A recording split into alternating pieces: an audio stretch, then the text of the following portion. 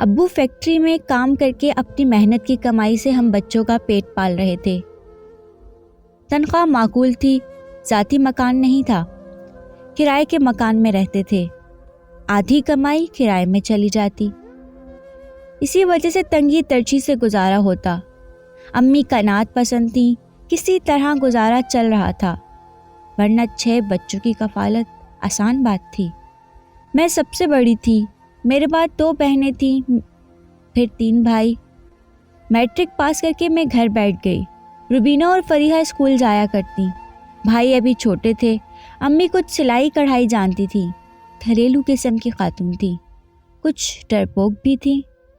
کوئی ستائے یا زیادتی کرے تو لڑتی جھگڑتی نہیں تھی، خاموش ہو جاتی۔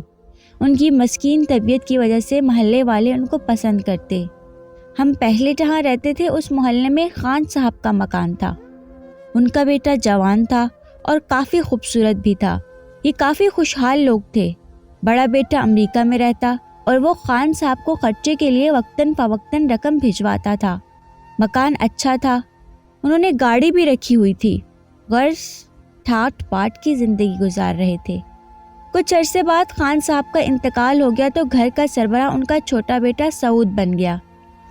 بہن کی منگنی ہو چکی تھی، اس کی شادی کر دی گئی۔ لڑکی کا نام فاطمہ تھا۔ فاطمہ کی شادی پر مجھے بھی بلایا گیا۔ امی مجھے شادی میں ساتھ لے گئیں۔ جب سعود نے دیکھا تو پسند کر لیا۔ کچھ دن بعد اس کی امی کے پاس میرا رشتہ لینے آ گئیں۔ میرے والدین نے سوچا کہ کھاتا پیتا گھرانہ ہے اور لڑکا خوش شکل تعلیم یافتہ ہے، فوراً ہاں بھی کر دی۔ اگرچہ سعود برسر روزگار نہیں تھا، مگر روپے پیسے کی کمی تو نہ تھی۔ اس کی امی نے یہ کہا تھا کہ یہ بھی پڑھ رہا ہے، تعلیم مکمل کر لے گا تو اپنے بھائی کے پاس امریکہ چلا جائے گا۔ خیر، میرے سیدھے سادے والدین نے اس معاملے پر گہرائی سے غور نہ کیا اور میری شادی سعود سے کر دی۔ میری شادی کے بعد میری ساس بڑے بیٹے کے ساتھ امریکہ چلی گئیں۔ میرے والدین کو ان لوگوں کے بارے میں زیادہ معلومات نہیں تھیں۔ خیر 6 ماہ آرام سے گزر گئے۔ پھر سعود نے کہا کہ اس مکان کا سودا ہو گیا ہے، کیونکہ مجھے امریکہ میں مزید پڑھنے کے لیے رقم درکار ہوگی، اب ہم کچھ عرصے کے لیے کرائے کے گھر میں رہیں گے۔ جلدی انہوں نے ایک کرائے کا مکان ڈھونڈ لیا اور وہ مجھے وہاں لے گئے۔ اپنے گھر کا سامان فروخت کر دیا، بس ضرورت کا سامان رہنے دیا۔ کچھ دنوں بعد میری طبیعت خراب ہو گئی، کیونکہ امید سے تھی۔ صحن دھوتے پاؤں پھسل گیا تو طبیعت بگڑ گئی۔ امید جاتی رہی اور مجھ کو اسپتال لے جانا پڑا۔ ڈاکٹرز نے ایڈمٹ کر لیا۔ مجھے وہاں چھوڑ کر سعود امی کے پاس آئے اور کہا، آپ کی بیٹی کو اسپتال میں آپ کی ضرورت ہے، میرے ساتھ چلیے۔ امی فوراً سعود کے ہمراہ اسپتال آ گئیں۔ میں وہاں داخل تھی، چھوٹا سا آپریشن بھی ہوا۔ سعود نے دوائیں وغیرہ لا کر امی کو ہدایت کر دی کہ حسنہ کا خیال رکھنا، میں بینک سے رقم نکلوانے جا رہا ہوں، چند ہی گھنٹوں بعد لوٹ آؤں گا۔ صبح سے دوپہر اور پھر شام ہو گئی، وہ نہیں آئے۔ رات بھر امی میرے ساتھ رہیں، ابو کو فون کیا تو وہ بھی آ گئے۔ 3 دن تک سعود کا انتظار کیا، وہ نہیں لوٹے۔ امی ابو بے حد پریشان تھے کہ آخر کیا ماجرا ہوا کہ داماد نہیں لوٹا۔ خدا خدا کر کے ہسپتال والوں نے چھٹی کر دی۔ ابو مجھے اپنے گھر لے آئے۔ انتظار ہوتا رہا، مگر یہ نہ ختم ہونے والا انتظار تھا۔ سعود کو نہیں آنا تھا، سو وہ نہیں آئے۔ ابو نے گھر جا کر پتہ کیا تو پڑوسی نے بتایا کہ وہ کرائے کا مکان چھوڑ گئے ہیں، سامان بھی لے گئے ہیں۔ سعود مجھ سے جان چھڑا چکے تھے۔ سعود کے ساتھ جتنے دن گزارے پیار محبت سے ساتھ رہے۔ مجھ کو یقین نہ تھا کہ پیار کا بندھن باندھ کر چھوڑ گئے ہیں۔ دعائیں کر رہی تھی خیریت سے ہوں، کہ حادثہ پیش نہ آ گیا ہو۔ ان کی بہن کے گھر کا پتہ نہ تھا، اور بھی کسی کو علم نہیں تھا، کہاں سے پتہ کرتی۔ امی ابو نے صبر سے انتظار کرنے کا فیصلہ کر لیا۔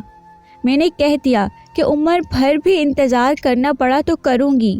رات دن میں اپنے شوہر کو یاد کر کے رویا کرتی، ان کی سلامتی کے ساتھ لوٹ آنے کی دعائیں کرتی۔ 6 ماہ بعد انہوں نے طلاق بھجوا دی۔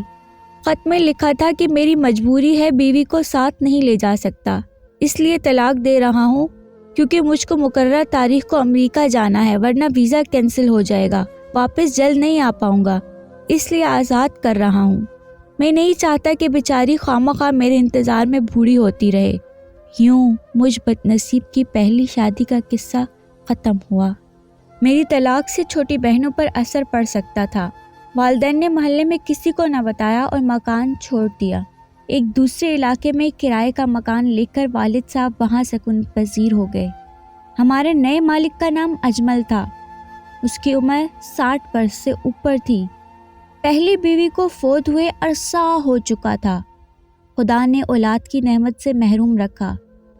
جب سے بیوی فوت ہوئی تھی اکیلے رہنے پر مجبور تھے۔ عمر رسیدگی کے پاس دوبارہ رشتہ نہ ملا تو صبر کر لیا۔ کوئی بہن بھائی تھا نہیں جو رشتے کے لیے تگ و دو کرتا۔ اجمل صاحب کا 2 منزلہ ذاتی مکان کافی اچھا بنا تھا۔ نچلی منزل میں ہم خود قیام پذیر تھے۔ اجمل صاحب کا 2 منزلہ ذاتی مکان کافی اچھا بنا تھا۔ نچلی منزل میں وہ خود قیام پذیر تھے اور اوپری حصہ ہم کو کرائے پر دیا تھا۔ اجمل صاحب اکثر ہوٹل سے کھانا کھاتے، جس کی وجہ سے پیٹ خراب رہتا، صحت پر بھی برا اثر پڑتا۔ امی جان نے ان کی تنہائی پر رحم کھاتے ہوئے کھانا دینے کی پیشکش کی۔ دونوں وقت کا کھانا ہمارے گھر سے جانے لگا تو اجمل صاحب حشاش پشاش ہو گئے اور صحت بھی کافی اچھی ہو گئی۔ اجمل صاحب بہت نیک اور شریف انسان تھے، مگر کرائے کے معاملے میں کافی سخت تھے۔ ہر ماہ کی پہلی تاریخ کو وہ کرایہ وصول کرنے آ جاتے۔ 3 دن کی مہلت دیتے، اگر یہ نہ ملتا تو چوتھے روز جھگڑا شروع کر دیتے۔ ابو کو ایک بڑی ملازمت مل گئی۔ تنخواہ زیادہ تھی، لہٰذا اپنی فیکٹری چھوڑ کر نئی مل میں سپروائزر ہو گئے۔ ہم خوش تھے کہ پہلے سے اچھی تنخواہ مل رہی ہے، لیکن قسمت کے 6 ماہ بعد ہی مل میں ہڑتال ہو گئی۔ ابو کافی پریشان تھے کیونکہ مل کے مالکوں نے چھانٹی کر دی اور کچھ ملازمین کو برطرف کر دیا، جس میں میرے ابو بھی شامل تھے۔ ابو صدمے سے بیمار پڑ گئے۔ کوئی جمع پونجی پاس نہیں تھی۔ تازہ ملازمت پر گزارا تھا، کنبہ بھی بڑا تھا۔ فکر نے والد صاحب کا کلیجہ چھنی کر دیا تھا۔ 2 ماہ تک و دو کے باوجود ملازمت نہ ملی اور وہ مکان کا کرایہ ادا نہ کر سکے تو اجمل صاحب نے گھر خالی کرنے کا نوٹس دے دیا۔ ہمارا یہ حال تھا کہ گھر میں راشن کے لیے بھی پیسے نہیں تھے۔ مکان خالی کر کے کہاں جاتے؟ ابو شریف آدمی تھے، کسی سے رقم ادھار مانگتے بھی شرماتے۔ پھر روز روز کا خرچہ اتنے ادھار کون دیتا؟ اپنی بدحالی کا کسی سے تذکرہ نہیں کیا۔ امی بھی گوبھی کے ڈنڈل اور مولی کے پتے پکا کر سالن بنا لیتی تاکہ وقت کٹ جائے۔ جب اجمل صاحب نے دیکھا کہ ان کے گھر میں کھانا بھی نہیں پکتا تو محلے والوں کے سمجھانے پر خاموش ہو گئے۔ وہ امی کو اپنے کھانے کے لیے سبزی لا دیا کرتے تھے، خود کھا لیتے، جو بچ جاتی وہ ہم کھا لیتے۔ اجمل صاحب کو ہمارے حالات کا علم ہو چکا تھا۔ انہوں نے 2 ماہ کی مہلت دی تھی، جب تک روزگار لگ جائے گا پھر کرایہ لے لیں گے۔ ابو کو کہیں کام نہ ملا، بیماری البتہ بڑھ گئی۔ ایک دن اس پریشانی کے عالم میں سڑک پار کر رہے تھے کہ تیز رفتار بس تلے آ گئے۔ مسجد میں اعلان ہونے لگا، تب ہم کو علم ہوا کہ ابو اسپتال میں تھے اور وفات پا گئے۔ محلے کی خواتین ہمارے گھر پر جمع ہو گئیں۔ عورتیں کہہ رہی تھیں کہ بشیر صاحب کے کنبے کا اب کیا ہوگا؟ ان کے لڑکے تینوں چھوٹے ہیں اور بیٹیاں اسکول جاتی ہیں، کمانے والا کوئی نہیں، اوپر سے مکان بھی کرائے کا ہے۔ اجمل صاحب تو 4 دن بعد چلتا کر دیں گے، ان کو مفت میں نہیں رکھیں گے۔ ابو کو فوت ہوئے دوسرا ہفتہ تھا۔ اجمل صاحب امی کے پاس آئے اور کہا کہ اب تم نے کیا سوچا ہے؟ بہن، کیا عدت کی مدت بھی اس مکان میں گزارو گی؟ پہلے ہی 4 ماہ کا کرایہ تمہارے مرحوم شوہر پر واجب ہے، آئندہ کرایہ کہاں سے دو گی؟ امی رونے لگیں۔ کچھ سمجھ میں نہیں آ رہا تھا کہ کیا جواب دیں۔ حسنہ میٹرک پاس ہے، اس کو کہیں ملازمت پر لگوا دیں، آپ کی بہت احسان مندی ہوگی۔ اجمل صاحب نے جواب دیا، ملازمت کے بجائے اس کی شادی کی فکر کریں۔ اس کی شادی کسی ایسے آدمی سے کر دو جو تمہیں اور تمہارے بچوں کو سر چھپانے کی جگہ دے۔ آج کل ملازمت میٹرک پاس کو کہاں ملتی ہے؟ ان کی بات درست تھی۔ BA پاس لڑکیاں دھکا کھا رہی تھیں، مجھ کو ملازمت کہاں سے ملتی؟ لیکن ایسا داماد بھی کہاں سے ملے گا جو داماد سارے کنبے کا سہارا بنے گا؟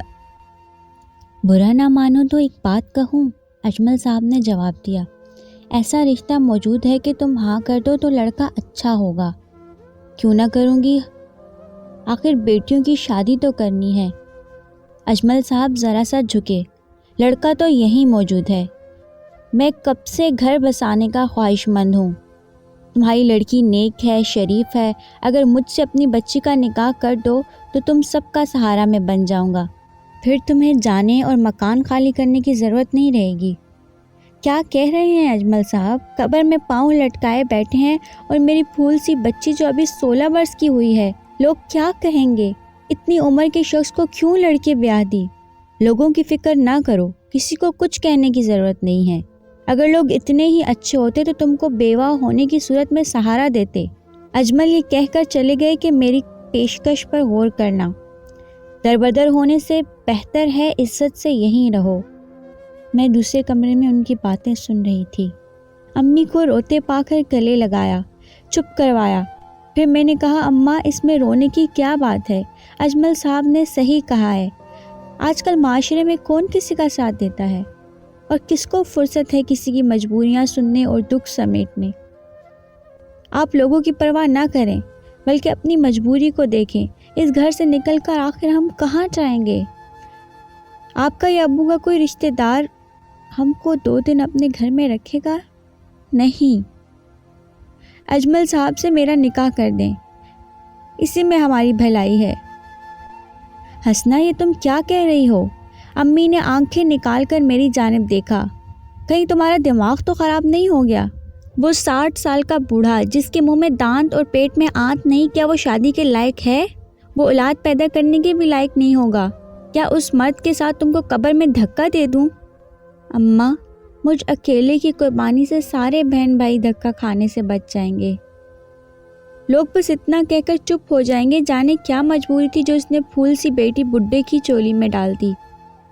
پر مجبوری صاف ظاہر ہے، ہم کو رہنے کا ٹھکانہ چاہیے۔ اگلے روز اجمل صاحب نے اماں سے جواب مانگا تو انہوں نے کہا کہ تم اپنا یہ مکان میری بیٹی کے نام کر دو تو میں حسنہ کو تمہارے نکاح میں دے دیتی ہوں۔ اجمل میاں کی اولاد تو تھی نہیں، جوان خوبصورت بیوی مل رہی تھی، گھاٹے کا سودا نہ تھا۔ انہوں نے مکان نام کر دینے کی حامی بھر لی، اور پھر اماں کی عدت ختم ہونے سے پہلے میرا نکاح اجمل صاحب سے ہو گیا، اور پھر اماں کی عدت ختم ہونے سے پہلے میرا نکاح اجمل صاحب سے ہونا تھا۔ آج مجھ سے نکاح ہوگا، بلاوا آ گیا۔ محلے کے چند شرکاء صرف اس میں شریک ہوئے، مگر سبھی دم بخود تھے۔ ایسا کیوں کر ہوا؟ بیوہ نے یہ کیا کر دیا؟ اس سے تو اچھا تھا خود اجمل سے نکاح کر لیتی۔ اب کسی کو کیا خبر کہ اجمل کی ڈیمانڈ میں ہی تھی، میری ماں نہیں۔ محلے والوں نے حسب توقع خوب باتیں بنائی۔ کسی نے کہا کہ اس عورت کو بیٹی پیاری نہ تھی، مکان کی لالچ میں مرد سے بیاہ کر دیا۔ پیاری کیوں نہ تھی؟ کیا حسنہ میری اولاد نہیں؟ مجبوری تھی۔ اگر اس کا اجمل سے نکاح نہ کرتی تو پھر سڑک پر بیٹھتی، کوئی 2 دن بھی مجھ کو بچوں سمیت اپنی چھت تلے پناہ نہ دیتا۔ کیا تم دے سکتی ہو؟ اس سوال پر اعتراض کرنے والی پڑوسن شرما گئی۔ ایسے ہی اماں نے 2-4 دنوں میں سب اعتراض کرنے والوں کا منہ بند کر دیا۔ اپنی مجبوری بتا کر ان کے منہ بند کر دیے، یہ حقیقت تھی۔ اجمل صاحب نے سب کا خرچہ اٹھایا اور پناہ دی۔ میں نے قربانی دی تھی اپنوں کے لیے۔ اگر ایک اور زندگی بھی ملتی اور مجھ کو اپنی ماں اور ان کے بچوں کے خاطر قربانی دینا پڑتی تو وہ زندگی بھی ان کے سکھ پروار دیتی۔ اجمل شادی کے 10 برس تک جیے۔ اس عرصے میں اس عرصے میں انہوں نے میری دونوں بہنوں کی شادیاں کر دیں۔ وہ اچھے گھروں میں بیاہی تھیں، بھائی تینوں پڑھ لکھ گئے تھے اور نوکری پر لگ گئے، سبھی پیروں پر کھڑے ہو گئے۔ مجھے اجمل سے گلہ نہیں، بس افسوس اس بات کا ہے کہ آخر دم تک میں ان کو یہ نہ بتا سکی کہ میں طلاق یافتہ تھی، اور آج بھی اپنے پہلے شوہر کی تصویر میرے دل پر سجی ہے۔ میں سعود کو بھلا نہیں سکی۔ اجمل کے دیے ہوئے مکان میں اپنے چھوٹے بھائیوں کے ساتھ رہتی۔ 2 بھائیوں کی ابھی تک شادی نہیں ہوئی۔ شادی کے بعد وہ بھی چلے جائیں گے، تب کا سوچتی ہوں زندگی تنہا کیسے بسر ہوگی۔ امی جان بوڑھی ہو گئی ہیں، ان کی دیکھ بھال میں سکھ ملتا ہے، مگر زندگی کا اصل سکھ آج تک نہیں ملا۔ اے کاش سعود لوٹ آئے، ان کی ایک جھلک دیکھنے کو جیتی ہوں۔ بے شک انہوں نے بے وفائی کی ہے، لیکن محبت کا کوئی نام نہیں، محبت پر کسی کا اختیار نہیں، اور محبت ایک بڑی طاقت ہے کہ جس کا کوئی مول نہیں۔